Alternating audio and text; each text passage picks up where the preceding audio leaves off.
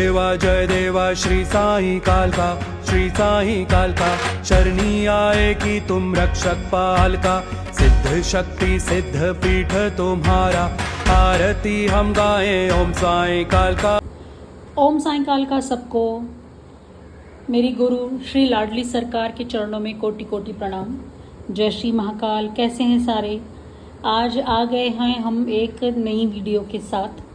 इस वीडियो का टॉपिक है जीवन का रहस्य। तो कुछ चीज़ें मेरे माइंड में आई आज, मेरी गुरु और माँ कालका की कृपा, उनके आशीर्वाद से कुछ चीज़ें, कुछ बातें आज मेरे मन में आई। तो मुझे लगा कि शायद ये शेयर करना ज़रूरी है।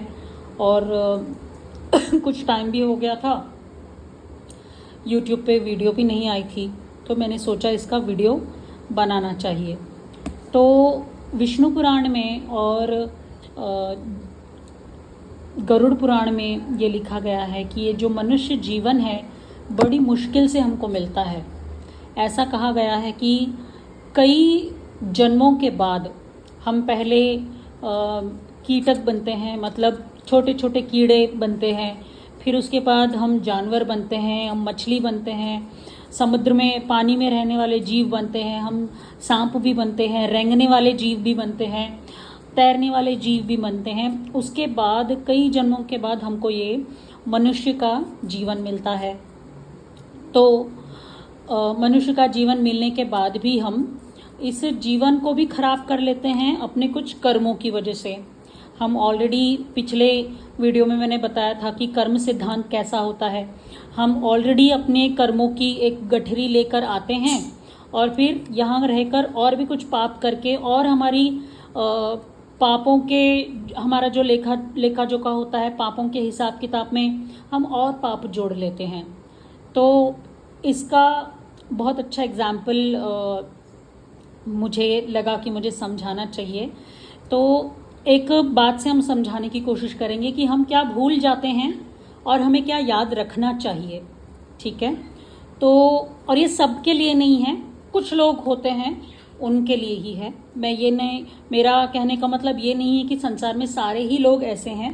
कुछ लोग, अगर आप खुद को इस बात से रिलेट कर पाएँ तो मुझे बड़ा अच्छा लगेगा।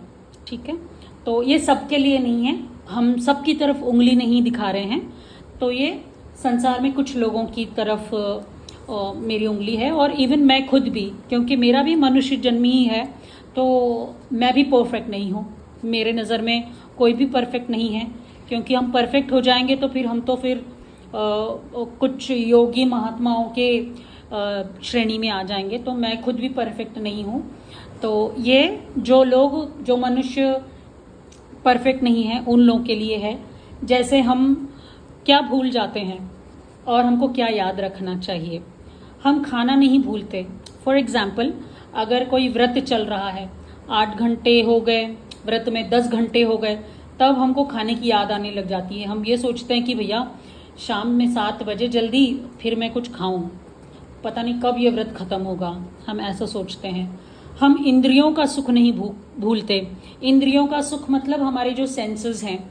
जैसे पूरा वीकेंड काम कर लिया भैया, इस वीकेंड मतलब पूरे वीकडेज में काम कर लिया, मंडे टू फ्राइडे। आज इस वीकेंड में हम मूवी देखने जाएंगे, तो हमारी आंखों के लिए हम सोचते हैं कि इंद्रियों का सुख।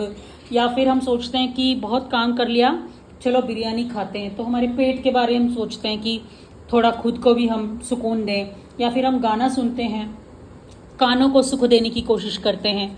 कोई सिद्धि साधना करते हैं तो कुछ नियमों का पालन करना होता है, जिसमें ब्रह्मचर्य का पालन करना होता है। फॉर एग्जाम्पल, 10 दिनों की सिद्धि में ब्रह्मचर्य का पालन करना होता है।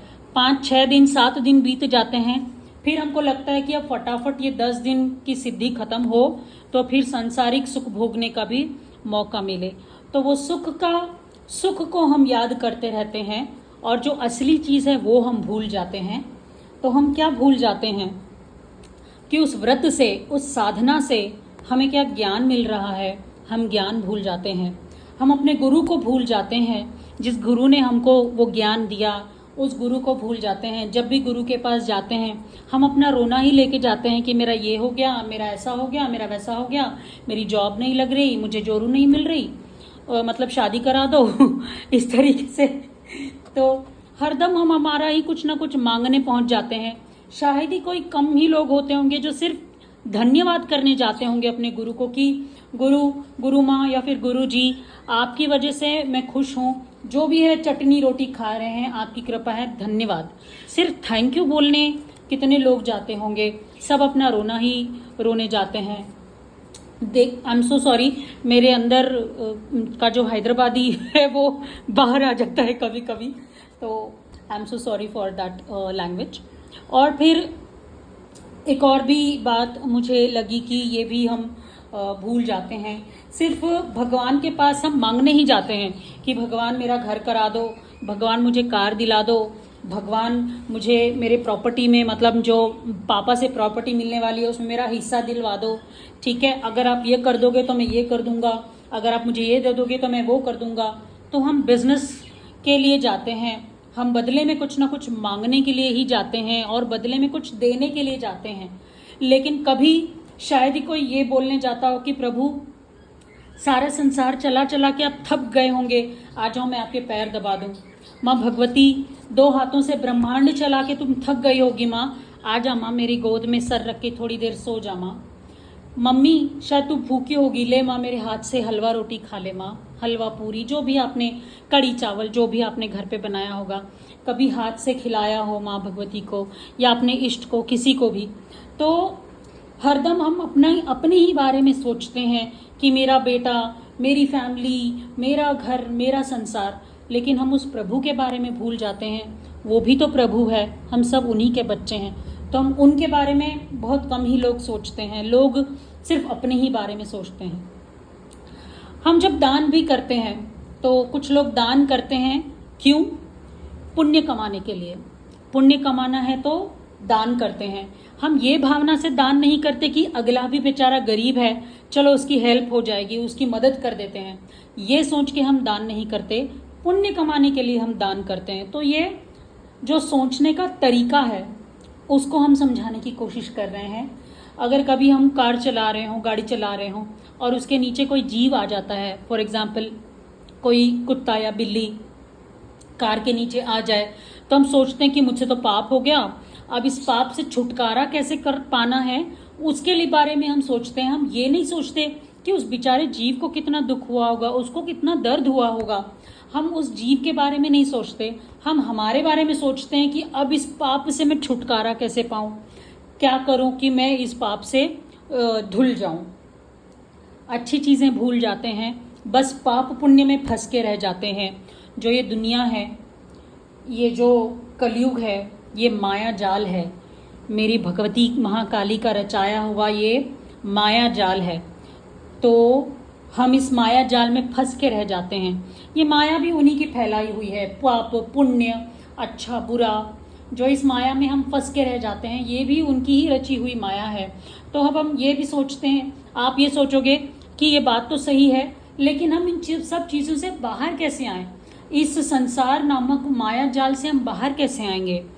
उस प्रभु के, जो भी आपके इष्ट हैं, भोले बाबा, महाकालिया, विष्णु जी, श्री कृष्ण जी, जो भी आपके इष्ट है, उनके पैरों को पकड़ के, उनके चरणों में खुद को समर्पित करके ही आप इस माया रूपी जाल से बाहर आ सकते हैं। इसका एक अच्छा सा एग्जाम्पल हम देते हैं। जो मछुआरा होता है वो जाल कैसे फेंकता है, आप कभी गौर करके देखना, जाल दूर फेंकता है। तो जो मछलियाँ उससे दूर होती हैं, मछुआरे से जो मछलियाँ दूर होती हैं, वही उस जाल में फंस जाती हैं। जो मछलियाँ उसके पैरों के पास होती हैं, वो मछलियाँ उस जाल में नहीं फंसती। तो हमें माँ भगवती के इस जाल से बाहर आने के लिए, इस जंजाल से, इस संसार रूपी माया जाल से बचने के लिए उनके पैरों को पकड़ लेना चाहिए, ताकि हम इस जाल में ना फंसें। तो जिस तरह मछुआरे के पैर पकड़ने वाली मछलियाँ बच जाती हैं, उसी तरह माँ भगवती के पैर पकड़ने वाले भी इस माया रूपी जंजाल से, इस भवसागर रूपी जाल से बच जाते हैं। तो ये कुछ चीज़ें मेरे मन में आई थी, मुझे लगा कि मुझे ये शेयर करना चाहिए, इसीलिए मैंने शेयर कर दिया। और भगवान कहीं और नहीं है, महाकाली माँ भगवती महाकाली कहीं और नहीं है, विष्णु जी कहीं और नहीं है, भोले बाबा कहीं और नहीं है, आपके अंदर ही हैं। अपने अंदर झांकने की कोशिश कीजिए, माँ भगवती आपको अपने अंदर ही नज़र आएंगी। मेरे कृष्ण, मेरे जयंती वल्लभ आपको स्वयं में ही दिखाई देंगे, तो उनको देखने की कोशिश करें। वो अंदर आपको मुस्कुराते हुए नज़र आएंगे, आपको वो छलिया ये बोलेंगे कि मैं तो तेरे अंदर ही हूँ, तो मुझे बाहर ढूंढ रहा था। तो खुद के अंदर ही भगवती को ढूंढे, खुद के अंदर ही उस प्रभु को ढूंढे, तो आपको वो अपने अंदर ही नज़र आएंगे।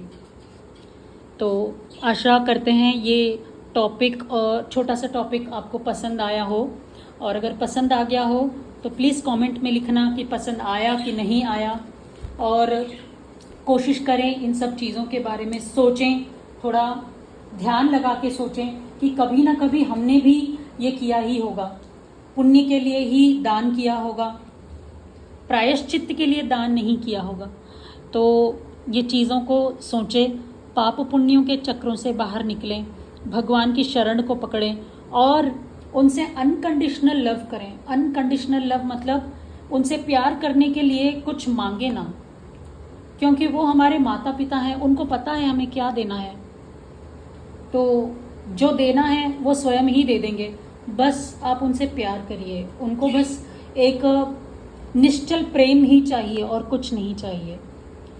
Thank you so much. अगर आपको ये टॉपिक, ये मेरी वीडियो अच्छी लगी तो प्लीज़ लाइक करिएगा, कमेंट करिएगा, और ऐसी ही टॉपिक अगर आगे भी चाहिए तो प्लीज़ कमेंट में बताइए। ओम साईं कालका, जय गुरु माँ।